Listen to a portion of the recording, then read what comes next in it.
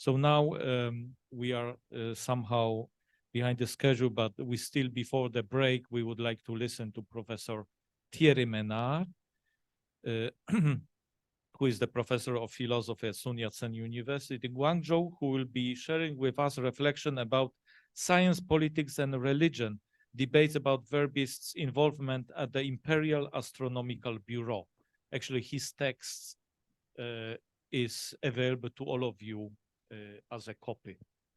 Yes, thank you very much, Professor Dourage, and thank you very much for the invitation of the Yale Center and of the Ritchie Institute of Macau and of the Beijing Center. Yes, we just listened to Professor Standard and what he has done. I mean, he has situated Ferdinand Verbiest among the Chinese connection, and I think it's very important. And now in this talk, I would like to, another dimension is how Verbiest also was situated within the missionaries and the debates among the missionaries about their work in China and how it should be done. So Ferdinand Verbiest was a man of science who spent considerable time and energy in understanding the physical world. At the political level, he was a foreigner at the personal service of the Emperor Kangxi, a kind of a slave of the emperor. He was also a Jesuit missionary promoting Christianity in China. He attempted to harmonize the best he could those three dimensions. In all this, he was following the policy pursued by the Jesuits in Europe, who combined scientific work, engagement with European courts, and a renewed form of Christian life. This combination of science, politics, and religion was never taken for granted in Europe, but it resulted from a continuing adjustment between the Jesuit order, the political power, and the academic world. In China, with the calendar case starting in 1664, the subtle harmony of science, politics, and religion seemed to have been destroyed. This led to the arrest of Adam Schall and Ferdinand Verbiest and a few Chinese Christians working at the Imperial Astronomical Bureau, and to the expulsion of 23 missionaries to Guangzhou canton. Verbiest's success in 68 and 69 to overturn the situation, defeating his rival Yang Guangxian and re-establishing the credit of Western European, was only possible because the Kangxi used the calendar case to assert his own political power against the four regions. Once again, science, politics, and religion could be harmonized. Those ups and downs did not go without the debates among the missionaries. In the first part of this presentation, we shall examine the debates among the missionaries at the beginning of their Cantonese exile in 68-69. Past the shock of their arrest and expulsion to Canton, the missionaries attempted to analyze the reason for the persecution, and they handily identified the problem with this unsound combination of science, politics, and religion. At the time of this major crisis, which threatened the survival of the young China mission established 80 years before, they questioned the legitimacy of the Christian alignment with the Manchu since 1644. They also questioned the legitimacy of the involvement of the missionaries in the Imperial Astronomical Bureau. In 1669, the situation in Beijing developed at the advantage of the Jesuits, with Verbiest regaining his status at the Astronomical Bureau. In Canton, many missionaries swept aside their previous concern about the alignment of Christianity with astronomy and with Manchu politics. And they welcome the rehabilitation of Verbiest, which would hopefully allow them to return quickly to their churches. Yet it will be incorrect to suppose a return to the situation before the calendar case. As we shall examine in the second part, most missionaries finally accepted that Verbiest and other Jesuits could work officially at the Imperial Astronomical Bureau, and this illustrates their willingness to find a compromise between science, politics, and religion, a compromise which was to be stable enough to allow the development of Christianity. Yet, voices were heard opposing Verbiest accepting an official position at the Astronomical Bureau and promoting a different combination of science, politics, and religion. The calendar case felt upon Chasles and the Jesuit mission as a shock. Surely, starting from 1648, Gabriel de Magalhães and Lodovico Puclio had already expressed through letters to Rome their concern about the involvement of Chasles at the court on three accounts. First, Chasles' work necessarily gets tainted with the superstitious practices of omen. Second, Chasles' official position at the court goes against the rules of the Jesuits not to accept such position.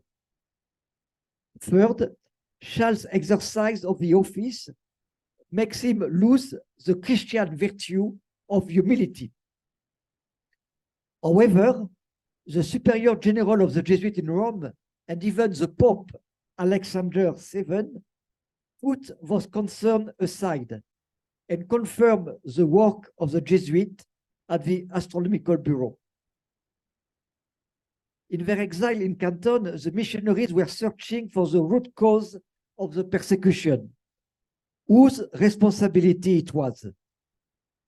Yang Guangxian was the most immediate answer. But the missionaries felt the need to replace the calendar case within a larger context. For many, the persecution launched in 1664 should be interpreted within the framework of his long-standing yet problematic relationship between the Qing dynasty and Christianity.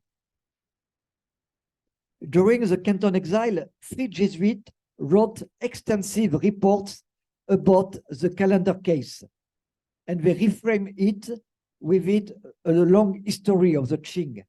So we have the work of Adrien Grelon, Histoire de la Chine, 1671, a work in Latin by Giandomenico Gabbiani, Incrementa Ecclesiae, and a work of François de Rougemont, that we have seen this morning at the TBC library, Historia Tartaro Sinica Nova, 1673. All those three works of history were very much aware of continuing the work of Martino Martini and the De Bello Tartarico Historia. Indeed, the relationship between the Manchu and Christianity can be traced back to the very beginning of the Qing, when the Chasles had offered his services to Dorgun to establish the calendar of the new dynasty. Despite the challenge of allegiance, the change of allegiance from the Ming to the Qing, this was in continuity with the Christian involvement in China, because the Jesuit and Chinese Christian had worked for 2 decades on the reform of the calendar. But the Chongzhen calendar was never officially promulgated, and the Chasles did not obtain an official position at the Astronomical Bureau under the Ming. Only in 1644, Christianity secured an official position within the imperial administration. And from 1644 onwards, the status of Christianity was closely connected to the activities of the Jesuits at the Bureau. Though Christianity was not officially allowed to be preached, yet the work of Charles granted to the missionaries all over China prestige and protection to engage practically in missionary work. Facing the risk of annihilation of Christianity, missionaries raised sensitive issue.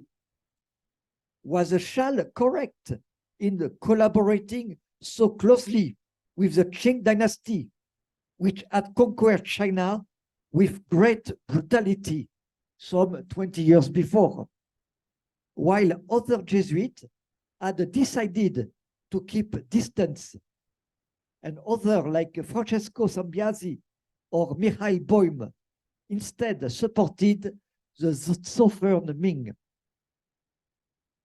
Besides the issue of the political allegiance, there was also the cultural issue of the relationship of Christianity with Chinese culture that the missionaries had largely embraced, while the Jesuits were quite unfamiliar with the Manchu culture. Finally, while Charles had worked under the Ming in an unofficial way for the Astronomical Bureau, was it correct for him to accept an official position at the Bureau, which implied cautioning officially some superstitious practices of divination? As this raises the important question of the legitimacy of astronomical work for the conversion of China. On a more theological level, it was asked whether God had allowed the current persecution to prepare a more resounding victory of Christianity over its enemies in China. The missionary thought that Satan was working through Yang Guangxian to prohibit Christianity. But God was already manifesting his will to the pagans through earthquake, floods, and astronomical signs.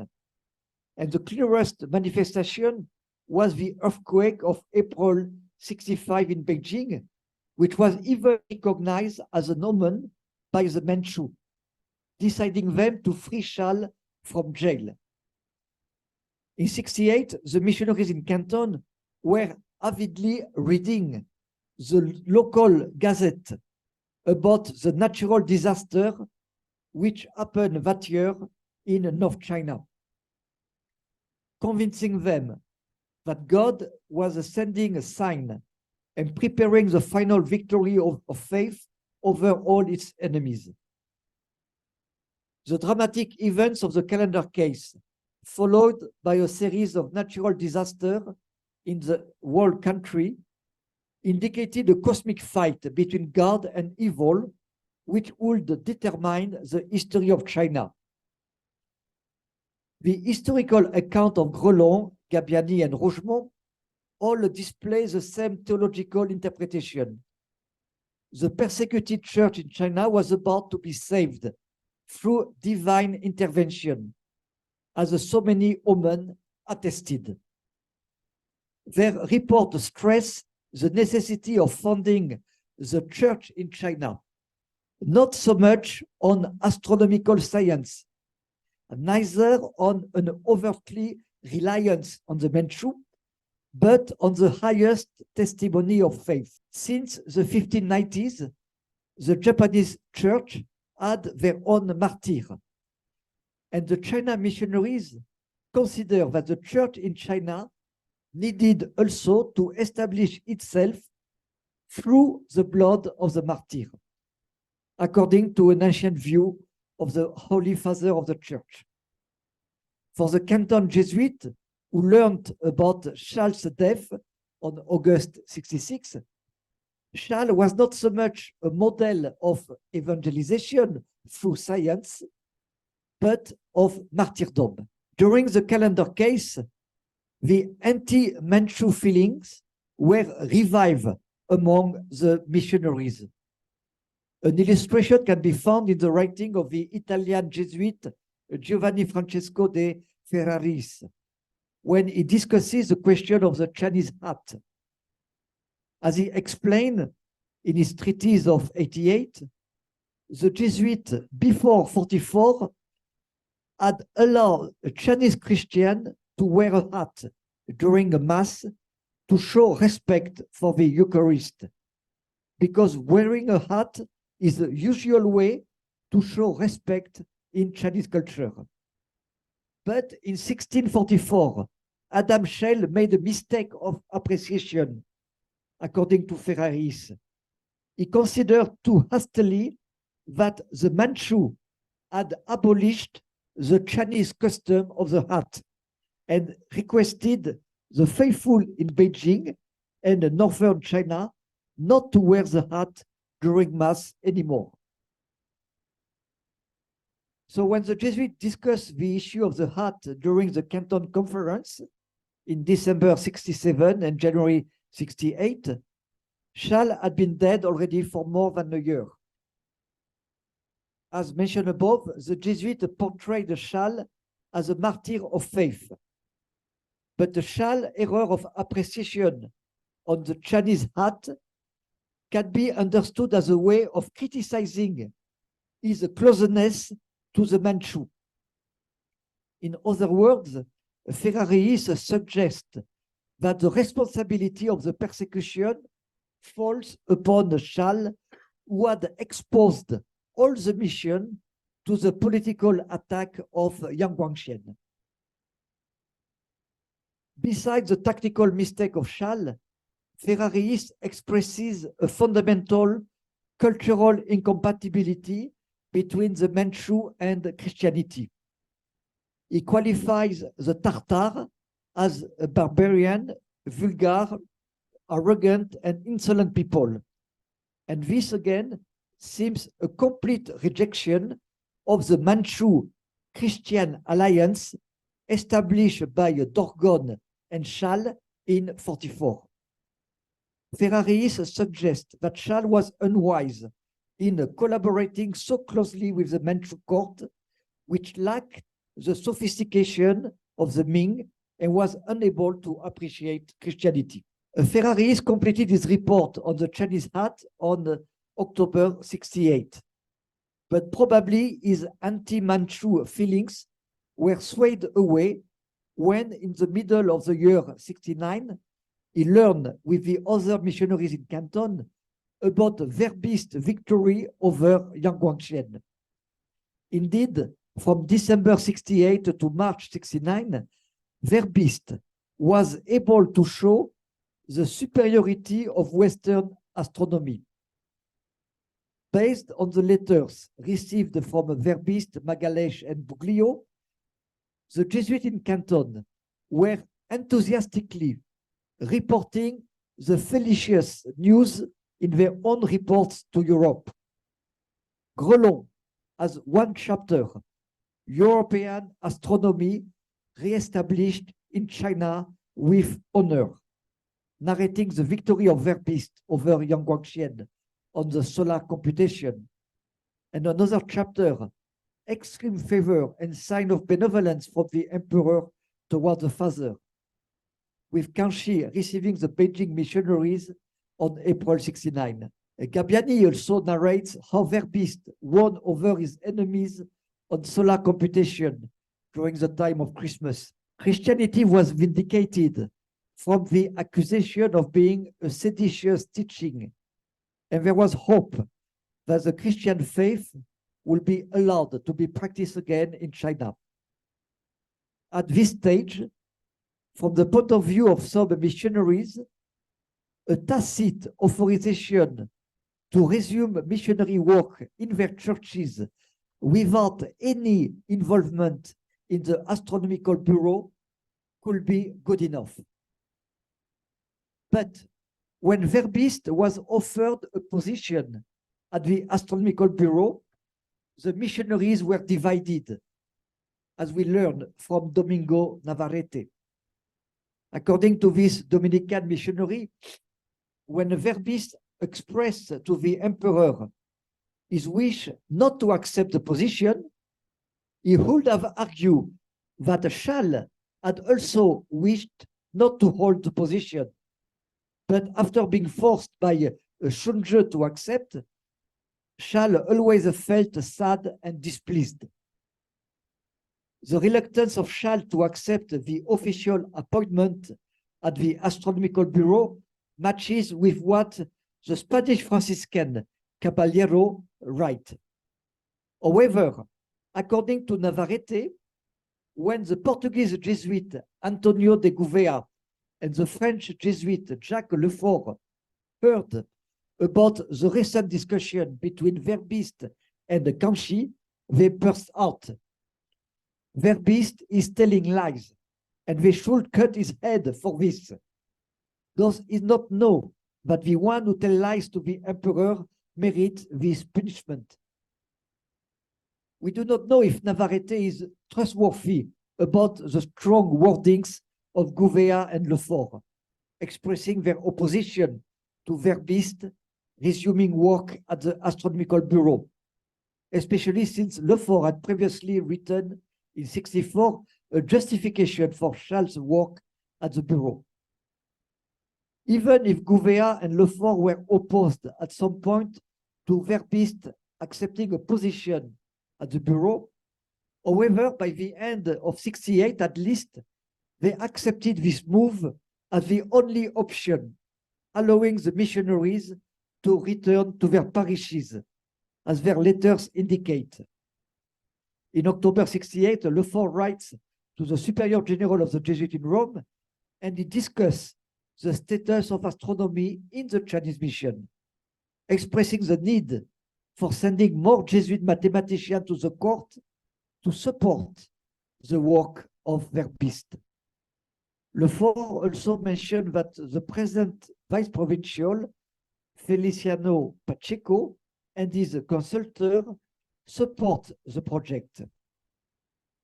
However, the Jesuit visitor, Luis da Gama, who was based in Macau, forbade Verbiest to accept a position at the Astronomical Bureau, even if the emperor ordered it.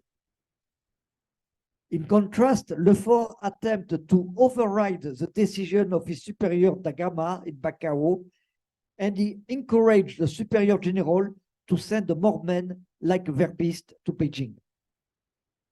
1 year and a half later, Gouveia, then vice provincial, wrote to the superior general and mentioned that Verbiest was appointed the first and unique astronomer of the emperor.